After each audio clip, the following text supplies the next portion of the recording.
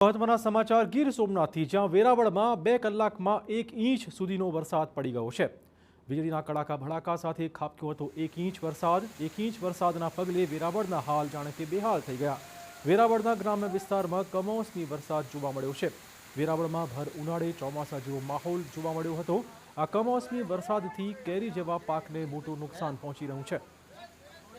અહીંના ડાભોર, તાતીબેલા, ચમોડા, ડારી સહિતના ગામડાઓમાં ધોધમાર વરસાદ પડ્યો છે।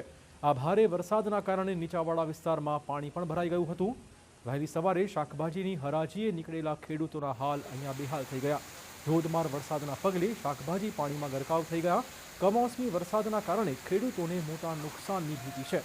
ખેતરમાં વાવેલ બાજરી, તલ, લસણ, ડુંગળી, મગ જેવા પાકને મોટું નુકસાન પહોંચી રહ્યું છે। વેરાવળમાં પરોળે વાતાવરણમાં એકાએક પલટો આવ્યો હતો। સતત 20 મિનિટ સુધી ધોધમાર વરસાદ ખાબક્યો હતો। ભારે પવન અને ગાજવીજ સાથે વરસાદ ખાબકતા લોકોની મુશ્કેલી વધી હતી। ખાસ તો શાકભાજીની હરાજીએ નીકળેલા ખેડૂતની હાલત કફોડી થઈ ગઈ। બીજી બાજુ સટ્ટા બજાર વિસ્તારની વાત કરીએ, જ્યાં સ્થિતિ જળબંબાકારની સામે આવી। માત્ર થોડા વરસાદમાં જાણે ચોમાસું જામ્યું હોય તેમ રસ્તા પર પાણી ફરી વળ્યા।